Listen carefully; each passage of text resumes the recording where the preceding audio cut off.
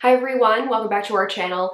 Bex here, and today I have the final of my Shelf Sisters series reviews, the last book that Les picked out for me from my TBR shelf to read, and that is How to Survive a Plague, the story of how activists and scientists tamed AIDS by David France.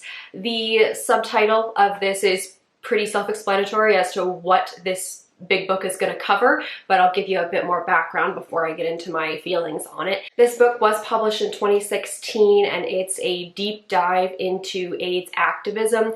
It's a blend of the author's firsthand experience as well as journalistic research. David France has done many things in his career, but the first thing that he really did was investigative reporting for different newspapers, so he's certainly coming from a place of experience because he's written many things for many different publications. The scope of this book is very large. It covers from the summer of 1981 when the New York Times published its first article about AIDS, though they did not know what it was at the time. They called it a rare cancer, and it goes all the way up until 1996 when protease inhibitors became widely available. So sort of following the major arc of the AIDS epidemic in the US. It does mostly focus on the New York City AIDS activists, particularly the group ACT UP, and it looks at their community work, their drug research that they did, the protests they put together, and also their interactions and eventual work with government bodies. The cool thing about this, that little extra thing that this book has, is that David France was living in New York City for the majority of the time that this book takes place. He actually moved to the city in the summer of 1981, so right when that New York Times article was first being published. So he's there for really the full arc of it. Because of that, you get some of his personal story. It's certainly not about him, but because he was present in a lot of different places and he was part of this community, he has stories to share and things that are relevant to what was happening in the book and following that timeline. So he doesn't insert himself in here all the time, but he is present, and I like the fact that he did acknowledge that he was there.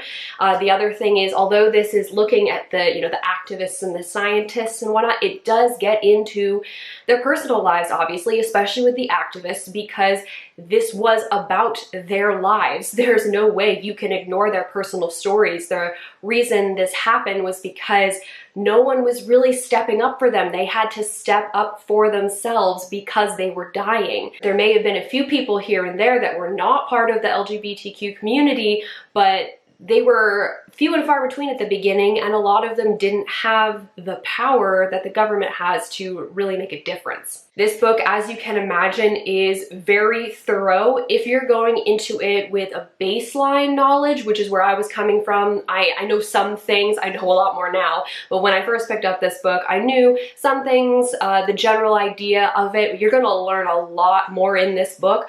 I think you could probably consider this the definitive history of AIDS activism, at least in New York City, and probably the definitive history of AIDS in New York City in general. There's a lot going on in here, and because of that, there are a lot of people being named, there are a lot of organizations, there are a lot of drug names, a lot of disease names, and so it can be very difficult to keep track of all of that in your head, especially at the beginning. You'll get familiar with certain things as the book goes on, but yeah, it can definitely be a bit difficult at the beginning to grasp all of the different names that are coming up. As far as the content that is actually being talked about in here, it can at times be incredibly frustrating to read. The government in action, the people not knowing what's going on, everybody's desperate to try and save themselves or a loved one. It can be angering as well because of that.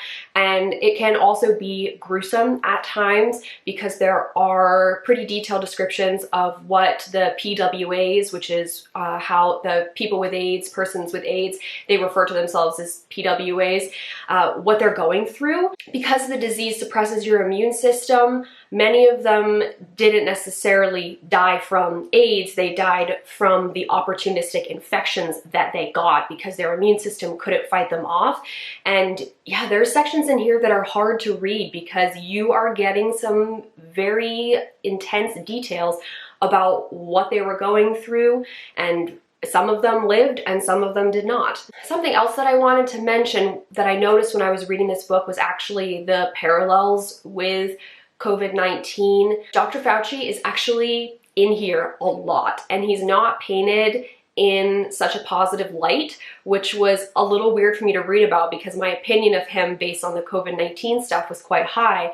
But in terms of some of the decisions that he made and his reactions to things during the time of AIDS was not very favorable to PWAs, and you know, the activists and scientists could be very frustrated at him, so that was sort of odd to read about and experience.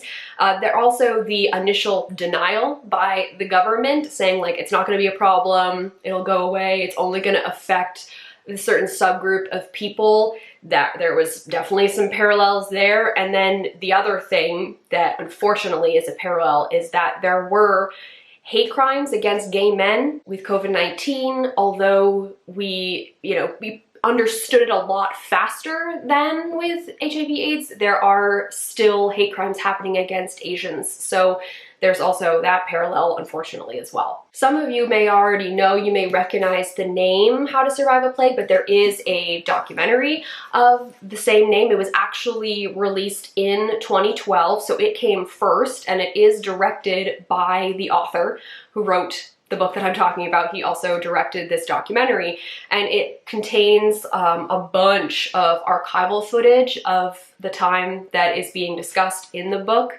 It doesn't go all the way back to 1981, it starts a little bit later than that, but it does kind of go up to 1996, so there's a lot of archival footage. There's also interviews with people in the more present day, at least when the documentary came out, and I really liked being able to see footage of the events that I read about reflected in the documentary. It is a different intensity seeing it versus reading it, especially with the protests. You can feel that energy in the air much more, and also the really upsetting scenes when people are getting very sick and passing away. You're hearing about that, seeing that in the documentary, and so that obviously makes it a bit more intense.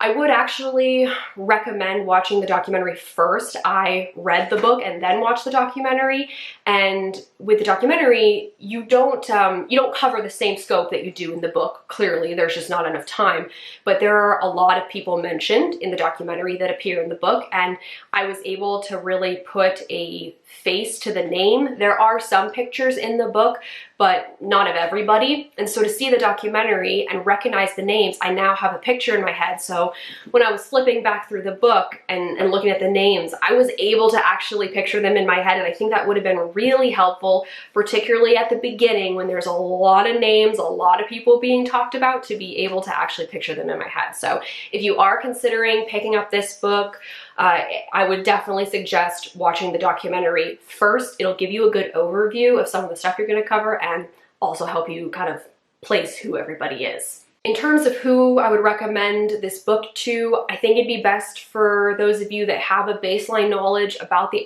epidemic and you're looking to sort of deepen that knowledge. The book is not for the faint of heart, both in length and in content. There are about 100 pages of notes and stuff at the end, but it is over 500 pages, the actual meat of the book. So there is a lot covered in there. As I've said, it's not something you're just going to dip your toe into and really be able to get a grasp on this. It's a big thing that happened there. It happened over a long period of time, so the book about it's going to be pretty big too. As far as my final opinion on it, I decided to give it a 4 out of 5 stars. There were certain points where I struggled to get into it a bit, certain sections that I had trouble really getting into and getting through. But then there were other times where I would get into this groove and I would end up reading huge chunks and it would be a breeze. I'd say the last maybe third of this book, once I had really understood kind of who everybody was, who the players were, and I was just in the right mood. I flew through the last third of this book, so it certainly can be something you can devour. You just kind of gotta be in the right mood for it. I did read it over a number of months, and to be fair, I did put it down for a little bit so I could focus on some other books, but even if we take out that time in the middle there, this still took me a bit to read, and because it didn't quite suck me into that level of a 5 out of 5, a 5-star book, I kind of had to settle on the 4 out of 5. I really do appreciate the knowledge that this book gave me though. I was born in 1992, so I was very young or not even alive for a lot of the time that this book covers. It's a piece of recent history that really interests me, so I appreciate the knowledge that this book gave me. If you've read How to Survive the Plague, or if you've seen the documentary, let me know what you thought of them in the comments down below.